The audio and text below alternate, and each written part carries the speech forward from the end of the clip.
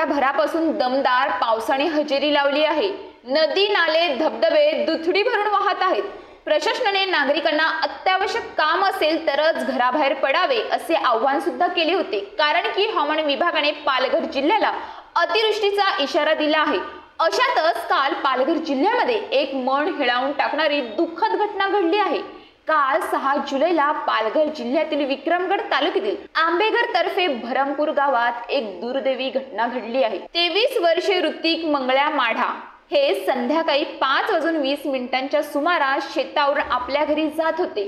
यावेळी नदीवर असलेल्या बंधाऱ्यावरून ते जात असताना पाण्याचा प्रवाह अचानक वाढला। त्यानंतर बंधाऱ्यावरून जात असताना त्यांचा पाय घसरला आणि तो थेट नदीच्या प्रवाहात पडले। त्यांचे वडील मंगल्या सुकऱ्या माढा हे शेतातच काम करत होते। त्यांनी हे दृश्य पाहून गावकऱ्यांना आवाज देऊन मदतीसाठी बोलावले।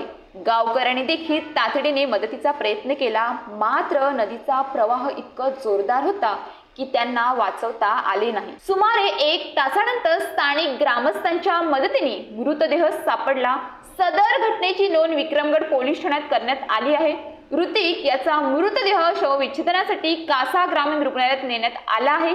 या घटनेनंतर कुटुंबावर दुःखाचा डोंगर कोसळला असून गावामध्ये दुःखाचे सावट पसरले आहे। एवढ्या 23 वर्षाच्या लहान वयामध्येच ऋतिक कुटुंबाला सोडून गेला। तसेच तो कुटुंबातला सर्वात मोठा असल्यामुळे घरातल्या जबाबदाऱ्या करता त्याच्यावरच होत्या। त्याच्या पश्चात आई वडील, लहान बहीण व लहान भाऊ असा त्यांचा परिवार आहे। ही घटना आपल्याला एक मोठा धडा देते। पावसाळ्यात नदी, ओढे, बंधारे यांना कधीही कमी लेखू नका। कधी कधी आपण रोजच्या सवयीने किंवा घाई गडबडीत अशा ठिकाणावरून वाट काढतो, पण पावसाळ्यात पाण्याचा वेग आणि त्याचा धोका काही क्षणात जीवघेणा ठरू शकतो। फक्त एक छोटीशी चूक, एक क्षणातच दुर्लक्ष आणि संपूर्ण आयुष्य बदलून जातं।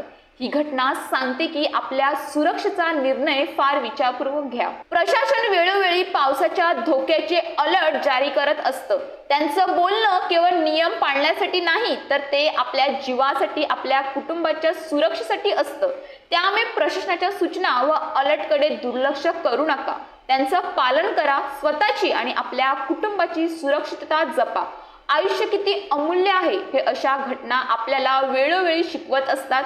पावसाळ्यातील वाढलेला नदीचा प्रवाह किती धोकादायक ठरतो याचे हे गंभीर उदाहरण आहे।